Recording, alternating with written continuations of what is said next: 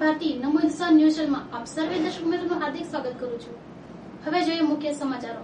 ગીતા ગંગા અને અયોધ્યામાં રામ એ ભાજપ સરકારનો સિદ્ધાંત। સીએમ રૂપાણી। અમલી એલસીબી ને હાથ લાગી કરોડની જાલી નોટ। સારકુંડલામાં દલિત યુવતી પર બળાત્કાર। અમલીમાં કૃષિ મંત્રીની હાજરીમાં તુવેર દાળની ખરીદી। ગીતા ગંગા અને અયોધ્યામાં રામ એ ભાજપ સરકારનો સિદ્ધાંત। સીએમ રૂપાણી। હળવદરના તાલુકાના સમસ્ત સત્તાવાળા કેળવણી મંડળ દ્વારા હળવદર માળિયા હાઈવે રોડ પર શ્રીમદ ભાગવત સપ્તાહનું આયોજન કરાયું છે, જેમાં રાજ્યના મુખ્યમંત્રીએ ઉપસ્થિત રહીને જણાવ્યું હતું કે સતવારા સમાજ પ્રામાણિક અને સજ્જન સમાજ છે। ભારતીય જનતા પાર્ટીની સરકાર ગીતા ગંગા અને અયોધ્યામાં રામ એમ યુવાનોને કામ અને કિસાનોને સહી દામ એ સિદ્ધાંત પર ચાલી રહે છે। આ પ્રસંગે હજારોની સંખ્યામાં સતવારા સમાજના લોકો ઉપસ્થિત રહ્યા હતા। સતવારા સમાજ દ્વારા મુખ્યમંત્રીનો હાર અને બળદગાડું આપી ભવ્ય સન્માન કર્યું હતું। મુખ્યમંત્રી વિજયભાઈ રૂપાણીએ પ્રાસંગિક પ્રવચન પણ આપ્યું હતું અને કહ્યું હતું કે સતવારા સમાજ પ્રામાણિક અને સજ્જન સમાજ છે। નોટબંધી બાદ ચલણમાં આવેલ 500 અને 2000ના દરની નવી ચલણી નોટો અંગે હજુ સામાન્ય પ્રજા પૂરતી માહિતગાર નથી અને અસલી નકલી નોટ વચ્ચેનો ભેદ સહેલો પારખી શકાય તેમ ન હોય। તેનો ફાયદો ઉઠાવી કેટલાક ઇસમો અસલ ભારતીય ચલણી નોટને સ્કેન કરી કલર પ્રિન્ટથી તેની આબેહૂબ કલર કોપી કરી નકલી ભારતીય ચલણી નોટ બનાવી તેને બજારમાં ફરતી કરી ભારત દેશના અર્થતંત્રને નુકસાન પહોંચાડવાનું કામ કરી રહ્યા છે। ત્યારે ભાવનગર રેન્જના આઈજીપી શ્રી અમિતકુમાર વિશ્વકુમાર દ્વારા પોલીસ અધિક્ષકને પોતપોતાના જિલ્લામાં જાલી નોટ પ્રવૃત્તિઓ અંગે સતર્ક રહેવા સૂચનો આપેલ હતા। અમરેલી પોલીસ અધિક્ષક શ્રી જગદીશ પટેલ દ્વારા અમરેલી જિલ્લામાં બનાવટી ચલણી નોટ પ્રવૃત્તિ અમુક ઇસમો કરતા હોવાની શંકા હોય તે અંગે વોચમાં રહેવા એલસીબીને જરૂરી માર્ગદર્શન આપવામાં આવેલ। ત્યારે ગત 24/5/2017ના રોજ Amreli LCB inspector AP Patel તેમજ તેમની ટીમ મળેલ બાતમીના આધારે લાઠી રોડ લાલાવાવ હનુમાન મંદિર પાસે વોચ ગોઠવેલ। તે દરમિયાન લાઠી તરફથી એક રજીસ્ટ્રેશન વગરનું કાળા રંગનું સુઝુકી મોપેડ ડબલ સવારીમાં આવતા તેને રોકતા ચેક કરતા મોપેડ ચલાવનાર સચિન ગુલાબભાઈ પરમાર ઉંમર 31 રહેવાસી ગુંદી કોળિયાક તાલુકો જિલ્લો ભાવનગર તેમજ તેની પાછળ બેઠેલ પરેશ જગદીશભાઈ સોલંકી 25 ધંધો વેપાર રહેવાસી લાઠી લુવારિયા દરવાજા તાલુકો લાઠી જિલ્લો અમરેલી હોવાનું જાણવા મળેલ। તેમની પાસે એક રેક્ઝિનનો થેલો હોય તે થેલાને ચેક કરતા ભારતીય ચલણની બનાવટી નોટો 2000 દરની નોટ નંગ 4552 તેમજ 500 દરના નોટ 3982 મળી કુલ બનાવટી ચલણી નોટ 1,10,95,000 નોટોનો રેકેટનો પર્દાફાશ અમરેલી એલસીબી ટીમે કરેલ હતો।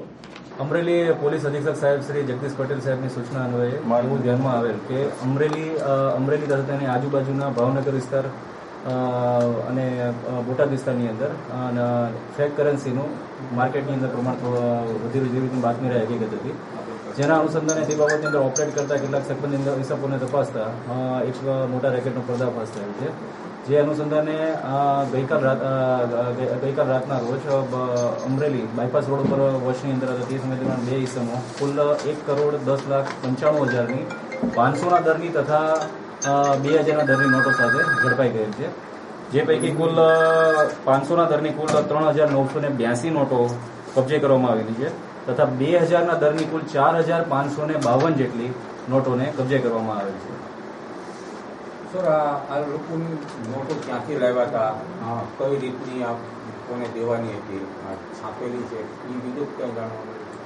અત્યારે હાલ પ્રાથમિક પૂછપરછની અંદર એવું જાણવા મળેલ છે કે આ 2 ઇસમો પૈકી એક સચિન નામનો જે ઇસમ છે પોતે જે હાલમાં જ તેણે એન્જિનિયરિંગ કમ્પ્લીટ કર્યું છે કચ્છમાંથી, પોતે એન્જિનિયરિંગનો વિદ્યાર્થી છે, માઇનિંગ એન્જિનિયરિંગનો વિદ્યાર્થી છે, જે પોતે આની અંદર પ્રોડક્શનની અંદર જે એણે યુટ્યુબમાંથી પોતે યુટ્યુબ પરથી સર્ચ કરી અને પોતે એણે ફેક કરન્સી બનાવવાનો આઈડિયા તેના મગજની અંદર આવ્યો હતો, જે એણે એપ્લાય કર્યો, જેના અનુસંધાનની જે પેપર્સની જરૂર પડે છે, જે ઇન્કની જરૂર પડે છે, તે તમામ વિગત એણે ઇન્ટરનેટ ઉપરથી એણે એ તમામ વિગતને એકઠી કરી હતી। અને એની સાથે જે પરેશ સોલંકી નામનો ઇસમ જે પકડાયેલ છે એ પરેશ સોલંકી આ તમામ જે નોટ્સ છે એના માર્કેટની અંદર એ ઓલરેડી ડિસ્ટ્રીબ્યુટ કરવાનું કામ કરી રહ્યો હતો।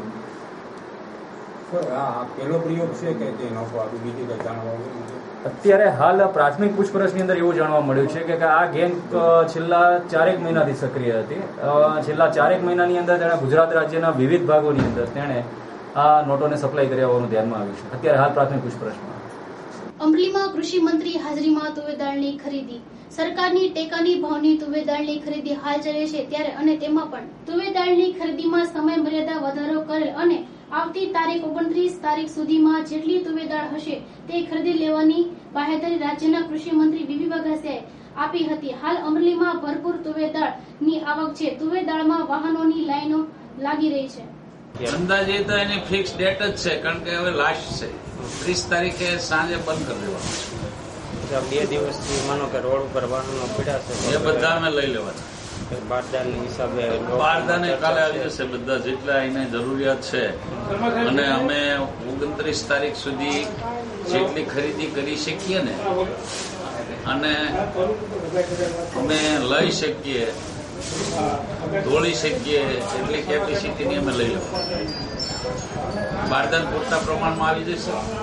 આજે મારી મુલાકાતનું કારણ જ એ છે કે અહીં કેટલી જરૂરિયાત છે, એટલે હું અહીંયા સાવરકુંડલા હતો તો સ્પેશિયલ મુલાકાત આ કેન્દ્રની લીધી છે, અને મોટાભાગની તુવેર ખેડૂતોની લેવાઈ જશે એવી મને વિશ્વાસ છે.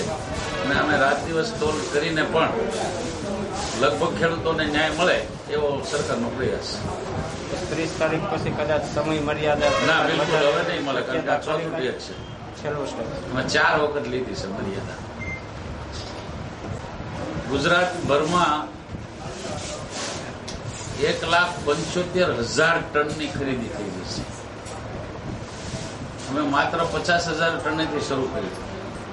3 વખત ઇન્ટેન્શન લઈને કેન્દ્રમાંથી મંજૂરી લઈને આ છેલ્લે 50,000 ટનની અમે સ્પેશિયલ કેસમાં અમારા મંત્રીશ્રી અને અમારા ચીફ સેક્રેટરી શ્રી દિલ્હી ગયા, અને વધારામાં જ્યાં જ્યાં ઉત્તર ગુજરાત, દક્ષિણ ગુજરાતમાં ખરીદી તુવેર પાછળ પાકના કારણે પીડ્યું હતું એ લેવા માટે સ્પેશિયલ મંજૂરી લીધી હતી 50,000 ટનની. એમાં આપણું અમરેલીનું પણ કેન્દ્ર શરૂ કર્યું, ખાંભાનું એક અહીંયા શરૂ છે, અને એ 50,000 ટન મોટાભાગે આ તારીખમાં પૂરી થઈ ગઈ છે. એટલે કુલ 175 લાખ ટન, 175 ટન અને 1,75,000 ટન અમે ખરીદી કરી ચૂક્યા છીએ 30 તારીખ સુધી. ખેડૂતોની તુવેર ખરીદવાનું જે કેન્દ્રો શરૂ કર્યા હતા એમાં અમરેલી ખાતે આદરણીય રૂપાલા સાહેબ અને અમારા રાજ્યના કૃષિ મંત્રી વીવી વઘાસિયા સાહેબ દ્વારા ખાસ કેન્દ્ર મંજૂર કરીને આ જિલ્લાના વિસ્તારના ખેડૂતોની કોઈ પણ ખેડૂતની તુવેર બાકી ન રહી જાય અને સરકારના ટેકાના ભાવે ખરીદાય એવી સરસ મજાનું અમરેલી ખાતે કેન્દ્ર શરૂ કર્યું છે. ખેડૂતોની રોજની 6,000 મણ તુવેર ખરીદાય છે. આજે પણ અત્યારે માનો કે સાંજ સુધીમાં 70 વાહન જેટલાની તુવેરનો તોલ થશે, એટલે લગભગ 6,000 મણ તુવેર ખરીદાશે. આવતીકાલે જે તુવેર ખરીદવાની છે એના વાહનો અત્યારથી આવી ગયા છે. એ પણ 150 જેટલા વાહનો લાઇનમાં ઊભા છે. એ સમયે અહીંયા બારદાણ ફૂટ્યા છે, એટલે ગઈકાલે મેં માન્ય મંત્રીશ્રીને વીવી વઘાસિયા સાહેબને વાત કરી કે સાહેબ ખેડૂતો પાસે તુવેર પડી છે અને બારદાણો અહીંયા ફૂટ્યા છે અને આપને અનુકૂળતા હોય તો પધારો. હું માન્ય મંત્રીશ્રીને ખૂબ અભિનંદન આપું છું કે સમયની અનુકૂળતા કરીને ખેડૂતોના હિત માટે આ અમરેલી કેન્દ્રની ખાસ મુલાકાત લીધી અને અહીંથી જે તે વિભાગને સૂચના આપી છે બારદાણની વ્યવસ્થા કરવા માટે, અને 31 તારીખ સુધીમાં જેટલી ખેડૂતોની અહીંયા તુવેર હશે એ તમામની તુવેર ખરીદાઈ જશે. ખેડૂતો થોડી શાંતિ રાખે અને જે લાઈન પદ્ધતિ જે કરી છે, વ્યવસ્થા જે કરી છે એમાં સહકાર આપે અને 1 by 1 ક્રમશઃ આવતા જાય એમ ખેડૂતોનો તોલ થતો જશે. અને આવી સરસ મજાની વ્યવસ્થા કરવા માટે, ખેડૂતોની તુવેર ખરીદવા માટે ફરી વખત હું રાજ્ય સરકારને અને ભારત સરકારને ખૂબ ખૂબ અભિનંદન આપું. Thank you. સારકુંડલામાં દલિત યુવતી પર બળાત્કાર. સારકુંડલાના ઝીંઝુડા ગેટ ગોધરા પાસે રહેતી દલિત સગીરા પર ગેંગરેપની ઘટના બનેલ છે. 3 થી 6 ના સમય દરમિયાન જુદા જુદા સ્થળે ફેરવીને 3 થી 5 મુસ્લિમ યુવાનો દ્વારા ગેંગરેપની ચર્ચાએ ચકચાર મચાવી છે. સગીરા અને તેની માતા પોલીસ મથકે પહોંચી હતી અને અમલી SC/ST સેલના ડીવાયએસપી પણ સારકુંડલા પહોંચ્યા અને લોકોમાં ગેંગરેપની ઘટના ટોક ઓફ ધ ટાઉન બનેલ છે. મિત્રો, સાવરકુંડલા શહેરમાં એક ખૂબ જ ઘૃણાસ્પદ બનાવ બન્યો છે. સાવરકુંડલાની ગોંદરા વિસ્તારની એક સગીરા ઉપર સાવરકુંડલા શહેરના 5 મુસ્લિમોએ સાવરકુંડલા શહેર બહાર લઈ જઈ ગેંગરેપ આચર્યો છે. એમાં એના અનુસંધાને સગીરાની ફરિયાદ લઈને ગુનો દાખલ કરવામાં આવ્યો છે. 363, 376, 2 M 506 પોક્સો એક્ટની કલમ અને એટ્રોસિટી એક્ટની વિવિધ કલમો મુજબ આ ગુનો દાખલ કરવામાં આવ્યો છે. 5 જે આરોપીઓ છે એમાં મોહમ્મદ મહેબૂબભાઈ ચૌહાણ, વસીમ અદાભાઈ મકવાણા, સોહિલ ઉર્ફે બાબા, ઇમરાન રહેવાસી સાવરકુંડલા વાળો અને એક જાડિયો સરખો મુસ્લિમ છોકરો. મિત્રો, આ 5 આરોપીઓને પકડવા માટે રાત્રેથી જ જુદી જુદી ટીમો બનાવવામાં આવી છે અને બહુ ટૂંક સમયમાં આરોપીઓને પકડી લેવામાં આવશે. બહુ ઘૃણાસ્પદ બનાવની બહુ ગંભીરતાથી તપાસ કરવામાં આવી છે. માનનીય એસપી સાહેબના અને ડીવાયએસપી સાહેબના પૂરતા માર્ગદર્શન નીચે શ્રી ભેસાણીયા સાહેબ તપાસ ચલાવી રહ્યા છે અને ટૂંક સમયમાં આરોપીઓને પકડી લઈશું. સારકુંડલા પાસે આવેલ હાથસાણી ગામમાં દીનદયાળ ગ્રાહક ભંડાર દુકાનદાર પર હુમલો. વધુ સારવાર અર્થે અમરેલી સિવિલ હોસ્પિટલમાં ખસેડવામાં આવેલ. હાથસાણીના દીનદયાળ ગ્રાહક ભંડારના દુકાનદારને નાયબ મામલતદારે માર માર્યાના આક્ષેપ દુકાનદારે કર્યા હતા. તમારું નામ શું? મારું નામ નાઝરભાઈ વાલાભાઈ જાદવ. કયો ગામ? સાવરકુંડલા. બનાવ શું બન્યો હતો? મારે રેશમિંગની દુકાન છે હાથ છે સસ્તા નાદમાં. તો શું થયું? એમાં વાળા સાહેબે ત્યાં જઈને 20 તારીખે દુકાન કંઈક સીલ કરી આવ્યા.